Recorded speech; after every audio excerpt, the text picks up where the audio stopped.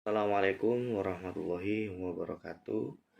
Yang terhormat dosen pengampu mata kuliah kebijakan pajak, yang saya banggakan seluruh teman-teman seperjuangan mahasiswa prodi akuntansi.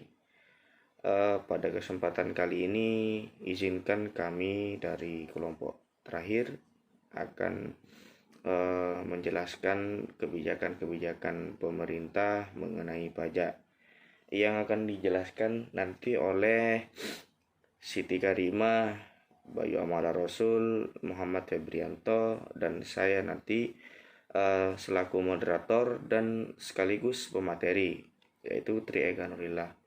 Baik, untuk mempersingkat waktu, saya persilakan kepada pemateri pertama. Bismillahirrahmanirrahim. Assalamualaikum warahmatullahi wabarakatuh. Perkenalkan, nama saya Muhammad Wiranto. Di sini saya akan menjelaskan tentang dasar-dasar hukum Undang-Undang Cipta Kerja. Yang pertama, peraturan pelaksanaan Undang-Undang Nomor 11 Tahun 2020 tentang Cipta Kerja. Yang kedua, peraturan pemerintah Nomor 9 Tahun 2021 tentang perlakuan perpajakan untuk mendukung kemudahan berusaha. Peraturan ini mulai berlaku pada tanggal 2 Februari 2021. Yang selanjutnya, Peraturan Menteri Keuangan tentang pelaksanaan Undang-Undang Nomor 11 Tahun 2020 tentang Cipta Kerja di bidang pajak penghasilan, pajak pertambahan nilai barang dan jasa, dan pajak penjualan atas barang mewah, serta ketentuan umum dan tata cara perpajakan. Peraturan ini mulai berlaku pada tanggal 17 Februari 2021. Selanjutnya adalah critical point. Yang pertama, perubahan pasal 8 ayat 2 Undang-Undang KUP.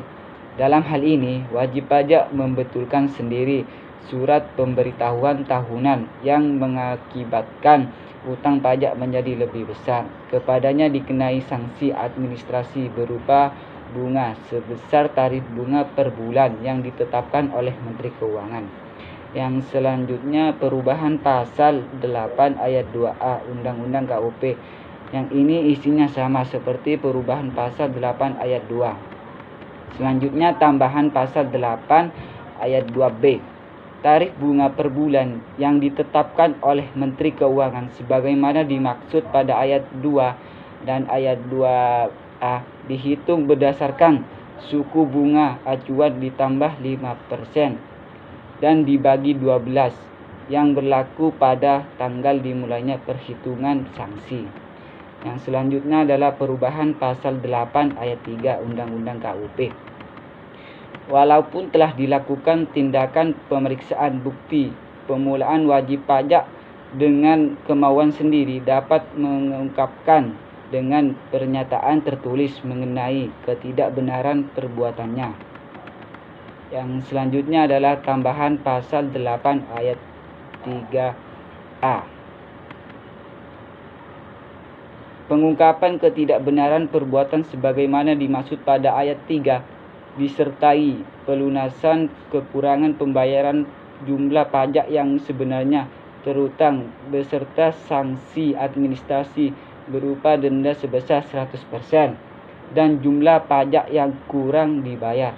Mungkin hanya itu yang dapat saya sampaikan. Terima kasih. Baik, terima kasih kepada pemateri pertama. Selanjutnya saya persilakan kepada pemateri kedua. Assalamualaikum warahmatullahi wabarakatuh. Nama saya Bayu Amala Rasul. Ingin melanjutkan penjelasan dari pemateri sebelumnya. Di sini saya akan menjelaskan tentang perubahan pasal 8 ayat 5 Undang-Undang KUP. Pajak yang kurang dibayar yang timbul sebagai akibat dari pengungkapan ketidakbenaran pengisian surat pemberitahuan sebagaimana dimaksud pada ayat 4 harus dilunasi oleh wajib pajak sebelum laporan tersendiri disampaikan, beserta sanksi administrasi berupa bunga sebesar tarif bunga per bulan yang ditetapkan oleh Menteri Keuangan dari pajak yang kurang dibayar. Tambahan pasal 8 ayat 5A yaitu pasal 9 Undang-Undang KUP. ketentuan besaran sanksi bunga yang dikenakan atas keterlambatan pembayaran atau penyetoran pajak terutang baik untuk suatu masa maupun berdasarkan surat pemberitahuan atau SPT tahunan pajak penghasilan atau PPh berubah. Selanjutnya yaitu tambahan pasal 9 ayat 2C. Tarif bunga per bulan yang ditetapkan oleh Menteri Keuangan sebagaimana dimaksud pada ayat 2A dan ayat 2B dihitung berdasarkan suku bunga acuan ditambah 5% dan dibagi 12 yang berlaku pada tanggal dimulainya penghitungan sanksi. Selanjutnya yaitu perubahan pasal 9 ayat 4 Undang-Undang KUP. Direktur Jenderal Pajak atas permohonan wajib pajak dapat memberikan persetujuan untuk mengangsur atau menunda pembayaran pajak termasuk kekurangan pembayaran sebagaimana dimaksud pada ayat 2 yang pelaksanaannya diatur dengan atau berdasarkan peraturan Menteri Keuangan. Selanjutnya yaitu pasal 11 Undang-Undang KUP. Terdapat perubahan terkait imbalan bunga atas keterlambatan pengembalian kelebihan pembayaran pajak. Perubahan pasal 11 ayat 3 Undang-Undang KUP yaitu apabila pengembalian kelebihan pembayaran pajak dilakukan setelah jangka waktu 1 bulan, pemerintah memberikan imbalan bunga sebesar tarif bunga per bulan yang ditetapkan oleh Menteri Keuangan atas keterlambatan pengembalian kelebihan pembayaran pajak.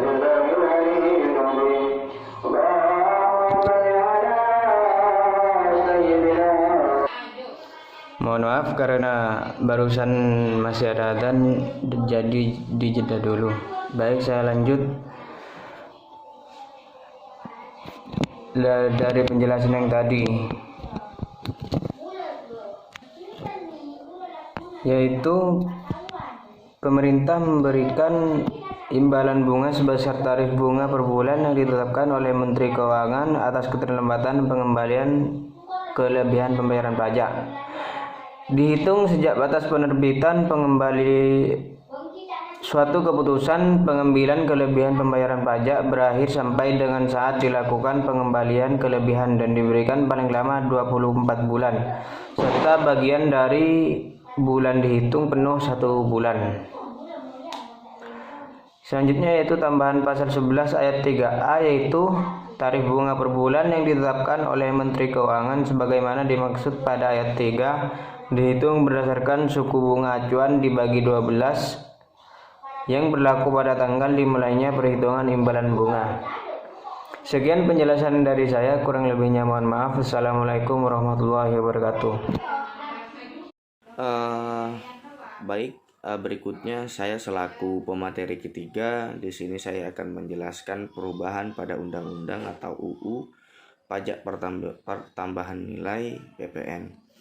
Klaster yang dapat mendorong kepatuhan wajib pajak dan wajib bayar secara sukarela terdapat beberapa perubahan. Yang pertama, semua PM atas perolehan BKP atau JKP sebelum berproduksi dapat dikreditkan sepanjang faktur pajak untuk memenuhi ketentuan formal dan material. Kemudian kedua, PM atas perolehan BKP atau JKP, impor BKP dan pemanfaatan BKP tidak berwujud dan atau pemanfaatan JKP dari luar daerah pabean di dalam daerah pabean sebelum dilakukan atau dikukuhkan sebagai PKP dapat dikreditkan menggunakan pedoman pengkreditan PM sebesar 80%.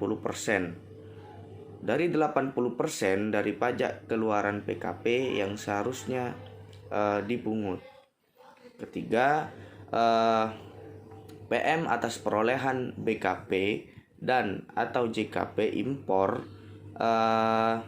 serta pemanfaatan BKP tidak berwujud atau pemanfaatan JKP dari luaran daerah pabean di dalam daerah pabean yang tidak dilaporkan pada SPT masa PPN yang kemudian diberitahukan atau ditemukan pada waktu dilakukannya pemeriksaan dapat dikreditkan oleh PKP sepanjang sesuai dengan ketentuan.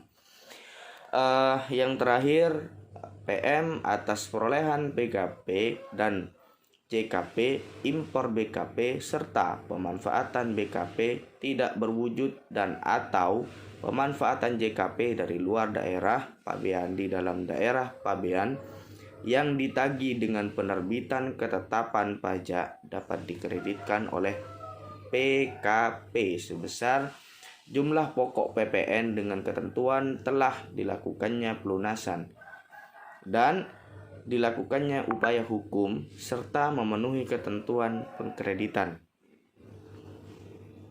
Selanjutnya akan dijelaskan oleh pemateri keempat. Kepada pemateri keempat dipersilakan. Assalamualaikum warahmatullahi wabarakatuh. Baik, saya di sini sebagai pemateri yang akan menjelaskan tentang perubahan pada Undang-Undang Pajak Penghasilan. Nah, pada Undang-Undang Pajak Penghasilan ini terdapat 3 pasal yang mengalami perubahan ataupun penambahan. Pasal pertama yaitu pasal 2 tentang subjek pajak, dan yang kedua pasal 4 tentang objek pajak, dan yang terakhir pasal 26 tentang pemotongan bagi subjek pajak luar negeri. Pada pasal 2 ini terdapat 2 pasal yang mengalami perubahan ataupun penambahan, yaitu pada pasal 2 ayat 3 dan yang terakhir pada pasal 2 ayat 4. Nah, pasal 2 ini mengatur tentang subjek pajak.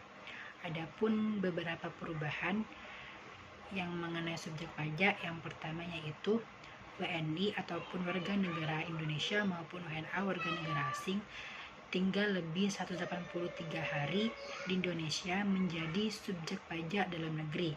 Hal ini bertujuan untuk meningkatkan kepastian yang dimiliki pada subjek pajak. Yang kedua yaitu warga negara Indonesia berada di Indonesia kurang dari 183 hari dapat menjadi subjek pajak luar negeri dengan syarat ataupun ketentuan tertentu. Aturan ini juga bertujuan untuk meningkatkan kepastian hukum yang dimiliki oleh setiap subjek pajak. Dan yang terakhir terkait kebijakan subjek pajak yaitu pengenaan PPh bagi warga negara asing yang merupakan subjek pajak dalam negeri dengan keahlian tertentu hanya atas penghasilan yang bersumber dari Indonesia. Baik, selanjutnya yaitu mengenai perubahan pada pasal 4 Undang-Undang Pajak Penghasilan. Adapun perubahannya yang pertama yaitu pajak penghasilan atas dividen dalam negeri dihapuskan, lalu yang kedua dividen dan penghasilan setelah pajak luar negeri tidak dikenakan pajak penghasilan. Hal tersebut terjadi jika diinvestasikan atau digunakan untuk kegiatan usaha di Indonesia. Lalu yang ketiga, penghasilan dari luar negeri selain BUT tidak dikenakan pajak penghasilan bila diinvestasikan di Indonesia. Dan yang terakhir, bagian laba atau SHU koperasi dan dana haji yang dikelola oleh Badan Pengelola Keuangan Haji merupakan non-objek pajak penghasilan. Dan yang terakhir yaitu perubahan atau penambahan pada pasal 26 terkait tentang tarif pemotongan bagi subjek pajak luar negeri.